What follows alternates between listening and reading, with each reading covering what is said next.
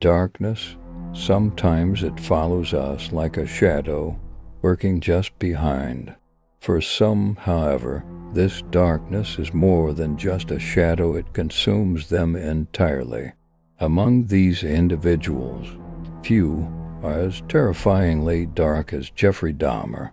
His story is proof that an ordinary life can spiral into a nightmare of unimaginable horror. I invite you now to delve into the mind behind one of the most disturbing crime sprees in history. But I warn you, once you step into the darkness, there's no turning back. Jeffrey Lionel Dahmer was born on May 21, 1960, in Wisconsin, USA. At first glance, he appeared to be a quiet, ordinary child, introverted and shy. But beneath the surface, something darker was already brewing.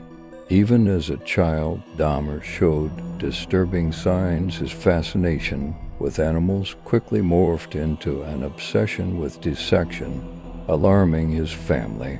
The darkness within him was growing slowly but surely. By the time Dahmer reached his teenage years, his view of the world had grown twisted. He was isolated at school, withdrawing from his peers. As his parents' marriage fell apart, Dahmer slipped further into solitude. At 18, he could no longer suppress the dark urges inside him. In 1978, Dahmer committed his first murder.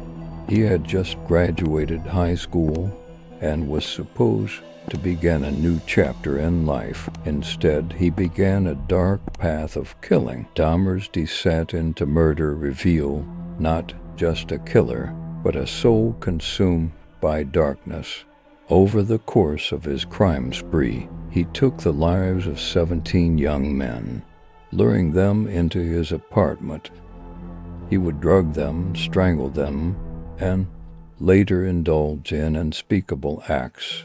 But killing was only the beginning. Dahmer dismembered their bodies, keeping some parts as trophies, while others he consumed.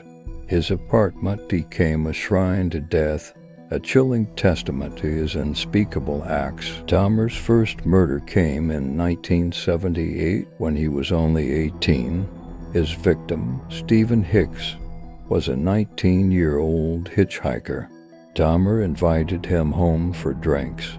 When Hicks tried to leave, Dahmer bludgeoned him with a hammer, killing him instantly. He dismembered the body, burying the remains in a nearby forest. This was only the beginning. After nearly a decade of silence, Dahmer killed again in 1987, marking the start of a killing spree that would leave the world horrified. Dahmer's pattern was clear. He would frequent bars and lure young men back to his apartment, where he would drug and kill them. His methods were calculated, yet depraved. He experimented on his victims, attempting to keep some alive through crude procedures that reflected his twisted need for control. To Dahmer, these men weren't human. They were objects to satisfy his horrifying desires. One of his most infamous murders involved 14-year-old Conorak Synthesymphone.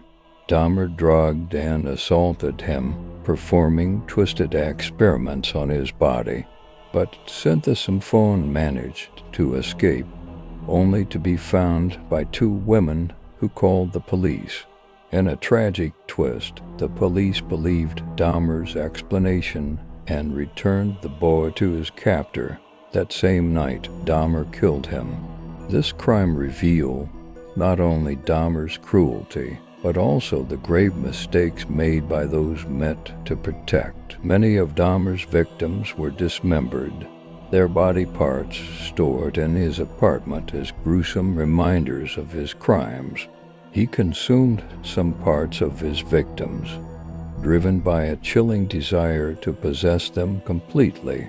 His apartment became a mausoleum filled with the remains of those he had killed, hidden in plain sight. In 1991, Dahmer's reign of terror came to an end. His last victim escaped and led the police to Dahmer's apartment, where they uncovered the unimaginable. Human remains were found scattered throughout the residence, and the full extent of Dahmer's atrocities was finally revealed. In court, Dahmer remained eerily calm, even emotionless, as the horrifying details of his crimes were laid bare. He was sentenced to life in prison, where his life would ultimately end in violence, as another inmate took it upon himself to kill Dahmer in 1994. On that day in 1994, Jeffrey Dahmer's life came to a brutal end behind prison walls. Yet the darkness he unleashed lingers to this day, a reminder of how deep the human soul can descend into evil. His story is over, but the echoes of his monstrous acts still haunt us. This is not just the story of a man, it is a tale of the abyss that lies within us all. Are you brave enough to stare into that abyss?